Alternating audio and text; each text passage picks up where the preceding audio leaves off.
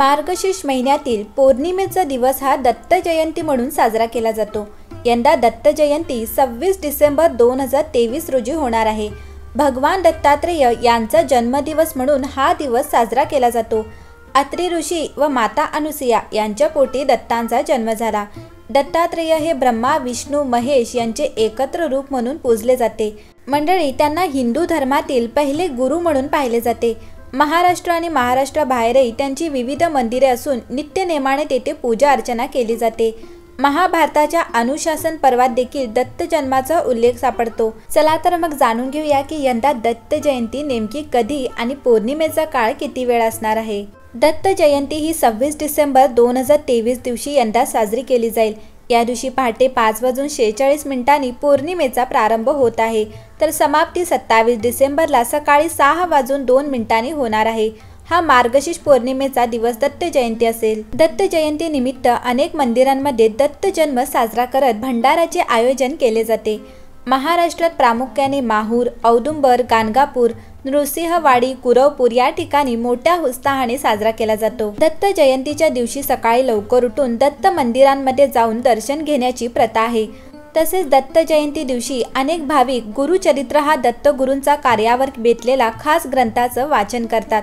मंत्रोच्चार देखील केले जातात। श्रीपाद श्रीवल्लभ हा दत्तांचा पहिला अवतार, श्री नृसिंह सरस्वती हा दुसरा, तर स्वामी समर्थ हा तिसरा अवतार आहे। जैन पंथीय श्री दत्तगुरूंची नेमिनाथ म्हणून पूजा करतात। मंडळी, दत्त जयंतीला या दिवशी उपवास करणाऱ्या स्त्री पुरुषांनी सकाळी लवकर उठून स्नान करून स्वच्छ कपडे परिधान करावेत। त्यानंतर पूजेसाठी कोणत्याही एका ठिकाणी गंगाजल शिंपडून त्यावर लाल रंगाचे कापड पसरावे। त्यावर भगवान दत्तात्रेयांची मूर्ती स्थापित करून त्यांची फुले, फळे, चंदन, माळा, तांदूळ, नैवेद्य, धूप, दिवा इत्यादी अर्पण करून विधिवत पूजा करावी। भगवान दत्तात्रेय त्रिदेव यांच्या चित्रासमोर तुपाचा दिवा लावा। पूर्ण पूजा केल्यानंतर भगवान दत्तात्रेय व्रताची कथा ऐकावी। त्यानंतर भगवान दत्तात्रेयांची आरती करावी।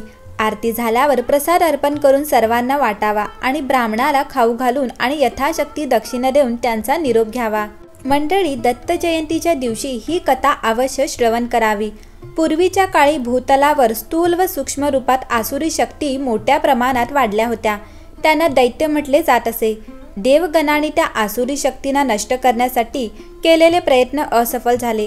तेव्हा ब्रह्मदेवाच्या आदेशानुसार वेगवेगळ्या ठिकाणी वेगवेगळ्या रूपात दत्त देवतेला अवतार घ्यावा लागला। त्यानंतर दैत्य नष्ट झाले। तो दिवस दत्त जयंती म्हणून साजरा करतात। दत्त जयंतीला दत्त तत्व हे पृथ्वी तलावर नेहमीच्या तुलनेत 1000 पटीने कार्यरत असते। या दिवशी दत्ताची मनोभावे उपासना केल्यास दत्त तत्वाचा जास्तीत जास्त लाभ मिळण्यास मदत होते। दत्तात्रेय हा शब्द दत्त व आत्रेय अशा 2 शब्दांनी बनला आहे। दत्त या शब्दाचा अर्थ आपण ब्रह्मच आहोत, मुक्तच आहोत, आत्माच आहोत अशी निर्गुणाची अनुभूती ज्याला आहे असा, आणि अत्रेय म्हणजे अत्रि ऋषींचा मुलगा। श्री दत्तात्रेयाच्या जन्माविषयी विविध कथा प्रचलित आहेत। मात्र या सगळ्या कथांमधून श्री दत्त हे अत्रि ऋषी व माता अनुसुया यांचा पुत्र व विष्णूचा अवतार आहे असाच बोध होतो। अत्रि ऋषींनी पुत्रप्राप्तीसाठी वृक्ष कुलपर्वतावर घोर तपश्चर्या केली। त्यांच्या तपाने सारे त्रिभुवन पोळून निघाले। अत्रि ऋषींच्या या प्रखर तपाने संतुष्ट होऊन ब्रह्मा विष्णू महेश हे तिन्ही देव प्रकट झाले आणि त्यांनी अत्रि ऋषींना तपाचे कारण विचारले। अत्रि ऋषींनी त्यांना विनवले की आपण माझ्या उदरी पुत्र रूपाने जन्म घ्यावा। तिन्ही देवांनी त्यांची विनंती मान्य केली। देवांच्या आशीर्वादाने दत्तात्रेय, सोम, दुर्वास हे 3 पुत्र आणि शुभात्रेयी नावाची कन्या अत्रि ऋषींना प्राप्त झाली। मंडळी, दत्तात्रेयांच्या जन्माशी संबंधित एक आख्यायिका देखील आहे। दत्तात्रेय देवांना त्रिदेव म्हणून मानले जाते। त्यामागे एक अतिशय रंजक कथा आहे। एकदा माता पार्वती, माता लक्ष्मी आणि माता सरस्वती यांना त्यांच्या स्त्रीत्वाचा फार गर्व वाटला। त्यांचा हा अहंकार नाहीसा करण्यासाठी देवाने लीला केली। या लीलेनुसार नारदजी एके दिवशी त्या तिघांकडे आले आणि तिघांनीही सांगितले की ऋषी अत्रि यांची पत्नी अनुसुया समोर तुमचे स्त्रीत्व काहीच नाही। मग तिन्ही बायकांनी आपल्या नवऱ्यांना ही गोष्ट सांगितली आणि म्हणाली की तुम्ही तिघेही जाऊन अनुसुयाच्या स्त्रीत्वाची परीक्षा घ्या। पत्नी शिव, विष्णू आणि ब्रह्माजी साधू वेश धारण करून सती अनुसुयाच्या आश्रमात भिक्षा मागण्यासाठी गेला। त्यावेळी अत्रि ऋषी त्यांच्या आश्रमात नव्हते। या तिघांनी सती अनुसयाकडून भीक मागितली आणि त्यांना निवस्त्र होऊन भीक मागितली पाहिजे अशी अट घातली। हे ऐकून सती अनुसयाला धक्का बसला, परंतु साधूंचा अपमान होऊ नये या भीतीने तिने आपल्या पतीचे स्मरण करून देऊन सती धर्माची शपथ घेतली। ते म्हणाले की जर माझा सती धर्म खरा असेल तर तिन्ही मुले 6 महिन्यांची बाळं होतील। अनुसयाने विचार केल्याप्रमाणे तसंच घडले। तिन्ही देवता 6 महिन्यांचे बाळ बनले आणि सती अनुसया यांनी त्यांना माता म्हणून दूध पाजले। जेव्हा पती परतले नाहीत तेव्हा तिन्ही बायकांना काळजी वाटू लागली।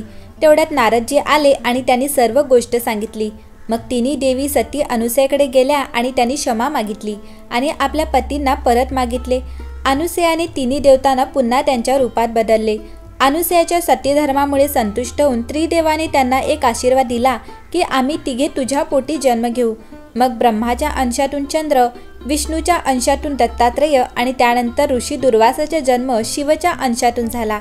पौराणिक मान्यतेनुसार भगवान दत्तात्रेय यांनी तिन्ही देवतांचे रूप मानले जाते। पुराणात त्यानुसार त्याचे स्वरूप 3 चेहऱ्याचा 6 हाताचा त्रिदेवमय मानले जाते। चित्रात त्यांच्या मागे एक गाय आणि 4 कुत्री दिसत आहेत। पुराणात अशी मान्यता आहे की दत्तात्रेय भगवान गंगा स्नानासाठी आले होते, म्हणून गंगाच्या काठावर दत्त पादुकाची पूजा केली जाते। भगवान दत्तात्रेय यांची जयंती महाराष्ट्रात मोठ्या थाटामाटात साजरी केली जाते। येथे त्यांची गुरु म्हणून पूजा देखील केली जाते। भगवान दत्तात्रेय यांनी 24 गुरूंकडून शिक्षण घेतले असा विश्वास आहे।